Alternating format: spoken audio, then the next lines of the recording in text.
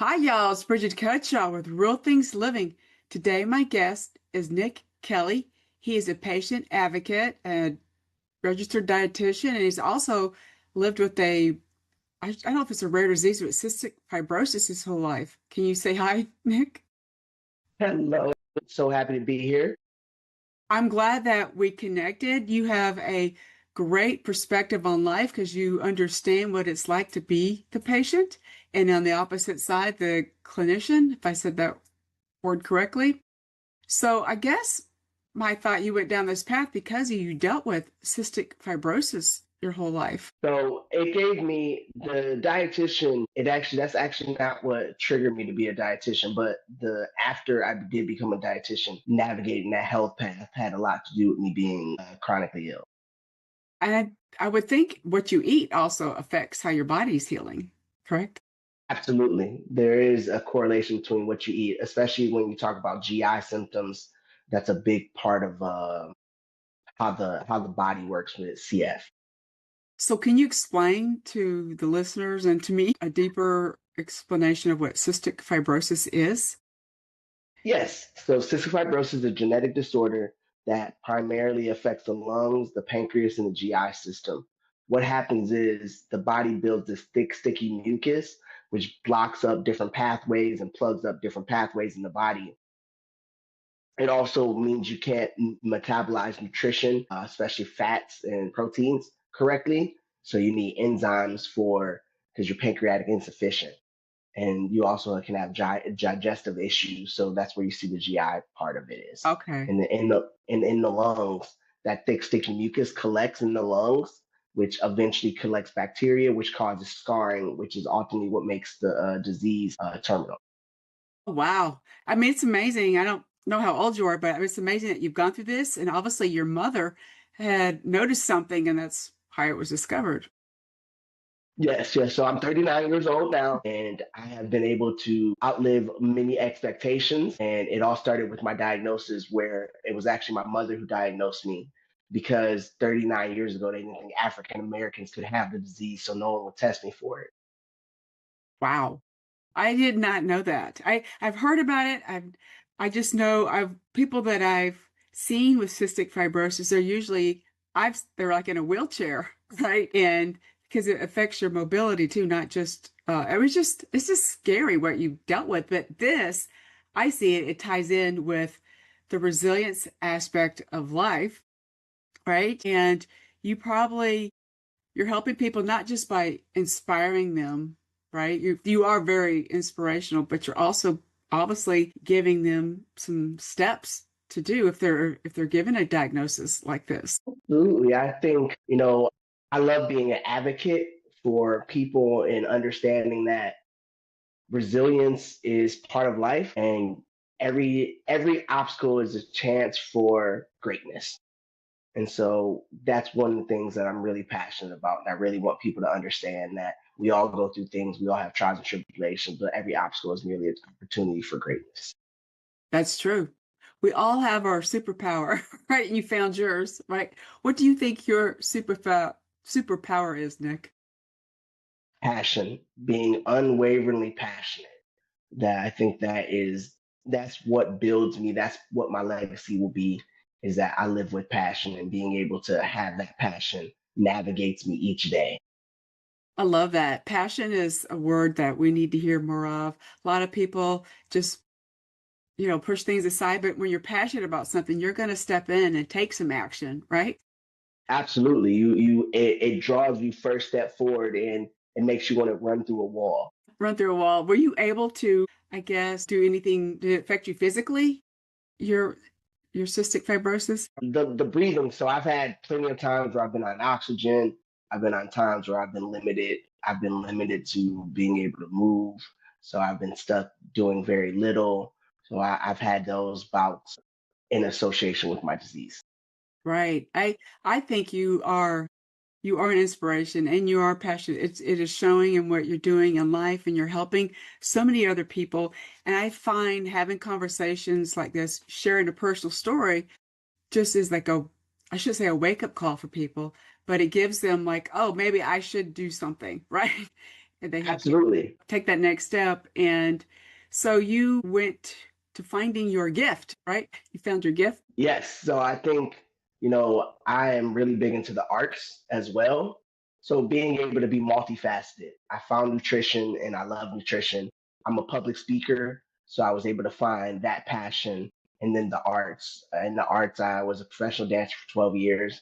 I DJ, I draw, poetry is my first love. So just being able to find the things that I love to do and the things that I'm passionate about and try to express those in different ways.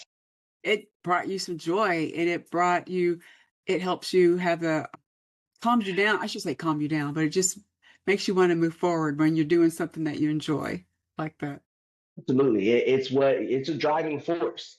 It's able to really pick you up on the off days. It's able to dance, for example, I'm able to communicate with my body when I can't do it with words.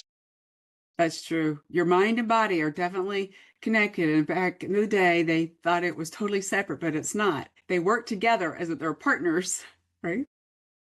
Yes, they work together in unison. It's a combination plan. So what I think is also, you said you did a lot of speaking. You had a TEDx appearance a few years ago. What was that title of that topic? It was called Healing Through the Human Experience. So the idea of it was basically understanding how communication at all levels can really make or break situations. I think it's important, especially in the healthcare field. We got to have that human interaction. You hear a lot about or read a lot about how AI is involved, but I still think the humans are the ones that are going to make the decisions, right?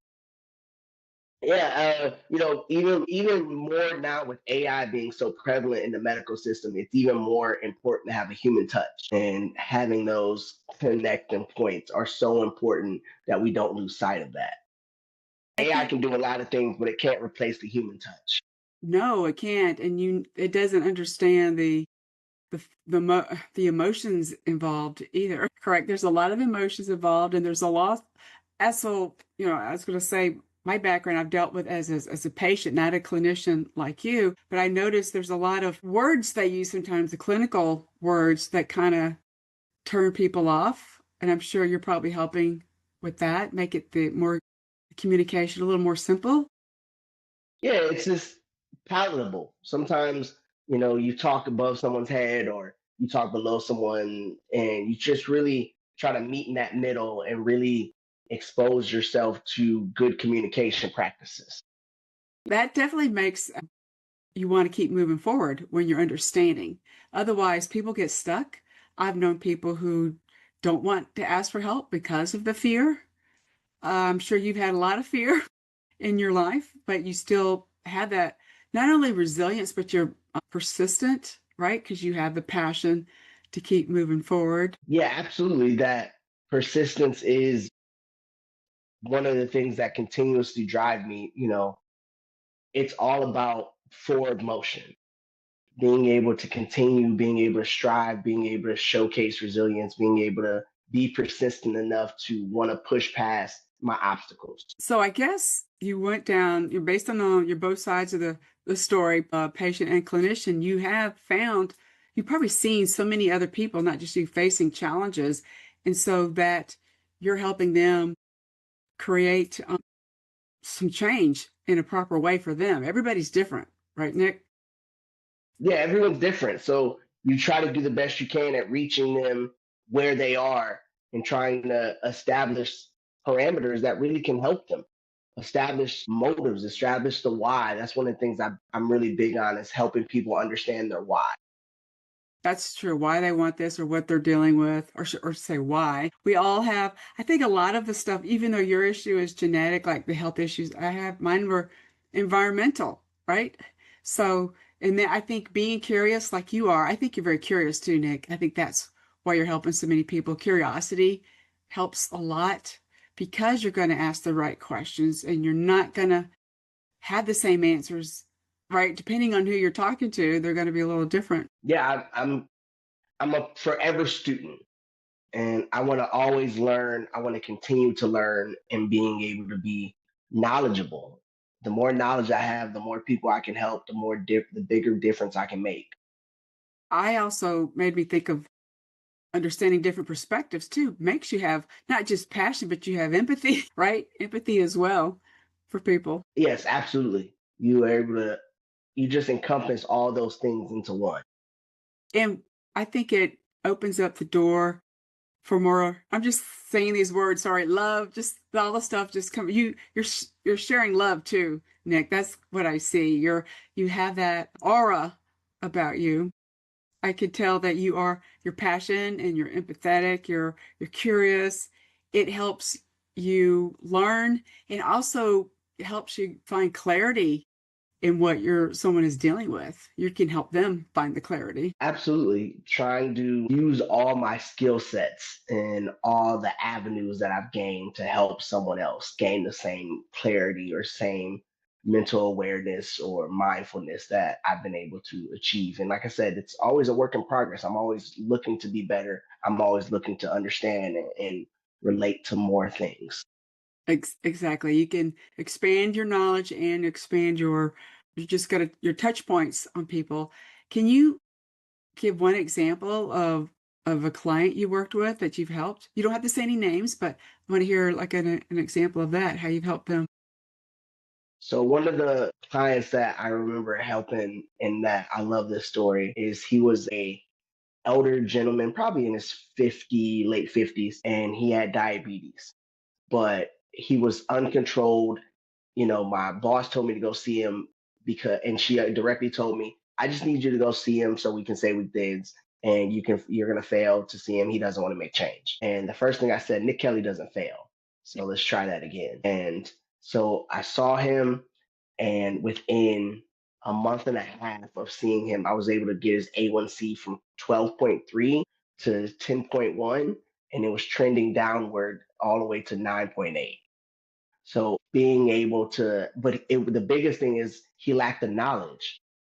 He didn't understand what carbohydrates were. He didn't understand how they played a role in his body. So all these people were seeing him and focused on the fact that he was non-compliant, when really what he lacked was information, not desire. Yeah, right. He probably some people, I don't know, they just for some reason I shouldn't say freeze, but they're scared. I think part of it he probably was afraid. Maybe he wasn't asking the right questions or the clinicians he saw before weren't being as passionate as you are, Nick. It's easy to go through the motions sometimes. People get lost in just going through the motion, assuming everyone is a certain way or these type of people don't want this thing or that thing, without realizing no, there might be reason behind the way people are acting or the way people are moving. And in his case, it was knowledge, the lack of knowledge. And he probably doesn't, well, because of his age, he was probably just not sure and he wasn't as curious. I don't know. How was it type 2 diabetes? I'm assuming that's what he had. Yes, type 2. Yeah, that is something that my understanding is you can, I shouldn't say cure, but heal more so than type 1. I have one of my best friends was diagnosed with type 1 diabetes after she had her second child. That was life-changing for her. I don't know what causes type 1 diabetes, but that's scary to have that kind of issue. Yes, and you often see that sometimes with pregnant women because they start with gestational diabetes and it sometimes doesn't go away in those individuals. That's a good point. It happened with her second. She was healthy before, but she's my age now. We're in our early 60s, but she's just been she's got some good professional help too. And I think it's important when you have an issue like that, you probably agree with me. You have to get different opinions, second opinions, because you just don't know. Everybody has different knowledge, Nick, right? Everybody has different knowledge. Everybody views things from a different standpoint, and the thing that someone else saw might be the thing that someone else missed. That's true because they're could have based on their busy schedule that day. They have other things going on in the back of their mind. They're not being present. I think that's important for the clinician and the patient to be present with each other. You probably had a lot more doctor's appointments than me, but I just appreciate them really because what you guys do you're helping, you have this passion for helping others, and you're not doing it for the money, right? I mean, whatever, some people do for the money, but I want to work with people who are curious and who want to help others. You want to have a better path forward. And so, what do you recommend for like some practical tools if someone is dealing with something like an unexpected health issue? Be informed. I think that's one of the biggest things I can tell anyone who's dealing with health issues. Be informed. The more you know about your disease, the better you are to able to communicate your disease, the better you're able to understand your disease, the better you're able to navigate your disease. So that's one of the biggest things. I tell people be informed. And I guess it could be reading. A lot of people call it Google, Dr. Google. I'm sure I do that too sometimes. I Google things, but I end up going to like the Mayo Clinic or Cleveland. Is it called the Cleveland Clinic? I can't remember, but I've Yeah. done that, and I'm very lucky too. I should say lucky.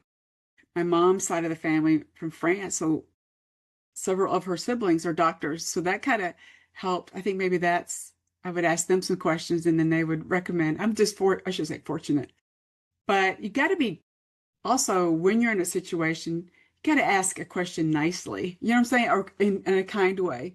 You're going to get a proper response. Yeah, you have to be mindful of who you talk to and how you talk to anyone. That's true in any space, not just in the clinician world, Oh not yeah. just in the patient world.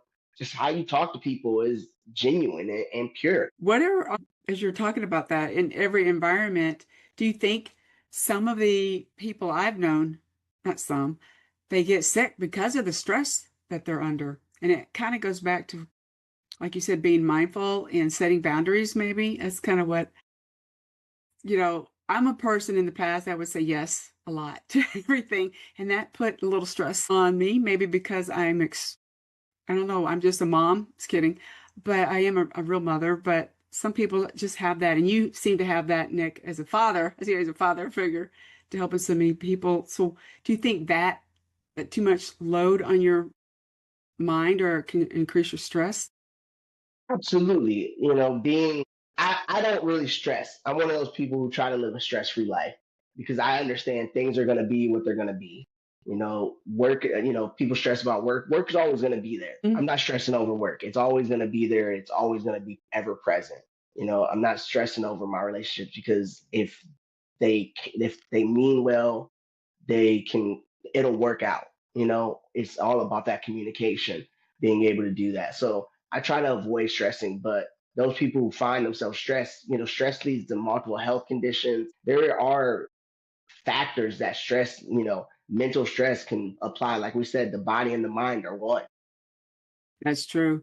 I did have some stress for a while because I was a working mom and I had to travel. So that I was always worried about my sons but then I've been independent or contractor for almost 20 years. Isn't that awesome? So because I knew to help reduce that stress, I needed to be there and make on my timeline. Right. I should say lucky, fortunate to do that because I built trust in the industry. So that probably helped. And you obviously have built trust, Nick. That's why you said I think you said your boss had you speak to that older gentleman who had diabetes. Yes. So, and just similar to you, I've also built trust in building a speaking clientele, being able to speak at different organizations, being able to speak at different hospital systems, being trusted to share my knowledge and expertise. And that's something that I've been able to do, which allows me to very much control my own schedule. And that is really beneficial to me, especially when health comes in, because I tell people I only have to be healthy for 1 hour. And outside of that 1 hour, I can sometimes figure it out. And that's all. Sometimes literally all that 1 hour is all I have to give. I like that. I'm sure you use a little humor in there, and that helps me get through each day. Try to find humor in something that could be negative, but I have always same way. I look at something what's positive takeaway, and that helps me move forward. And I think that is just beautiful that you built so much trust in the industry. So do you travel a lot, or is it just you stick to your area that you live in Ohio? No, I travel a lot for speaking engagements. I've traveled all over the country. Well, that's great. You obviously have a good reputation too. And I think it's your approach is just being human, you're being kind, you're building trust, and you're listening. I see as you're listening, you have great communication skills, and your takeaway from dealing with these health issues, life does throw stuff at you. I almost cursed, sorry, but you made it through, and you're being a good role model, and you're helping so many other people. And I guess my last question, Nick, is what are like two or three steps, actionable steps that someone can take if they're managing a chronic illness right now? Two or three actionable steps. Yeah. So the one I said, be informed. That's definitely one. Practice a routine. Get into a routine. For example, I take on average, I'm at 39, I'm responsible for 39 medications a day. So what I do is I have a bag, a drawstring book bag, and every morning and every night I empty out this bag and put my pills in my hand, count them up, and notice the shapes. That way, if I'm missing some, I can say, okay, I'm only at 10. What shape am I missing? And I do that every morning and every night. So I could obviously have them lined up, but this makes sure I'm seeing everything. So that's a routine that I put in place. I take a routine for my medicines, my butyrol, my bronchohygiene. So I have a system in place. So putting systems in place can really be beneficial to you as someone with any illness or any ailment, especially with chronic disease. So that would be number two. And number three is going to be try to allow others to hold you accountable. And that's going to be a big one because you won't always have the effort, the energy, you won't always have it. But if you can have other people help hold you accountable to say, hey, Nick, how are you feeling? You need to rest.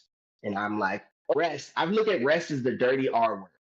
Like, I don't like it, but I know it's a necessary evil. So having other people help remind me of that is really important. That is really good. I think that it's a good reminder. All those things you mentioned, you have to have a routine. One of those people, I try to stay active too, just because as you get older, I think it's good for your body. It doesn't have to be anything like you said. You used to dance, right? So you still do that. I think that to me, I like try to stay active. Just get up and walk if you can. That's go outside is what helps me mentally. Being outside when I can.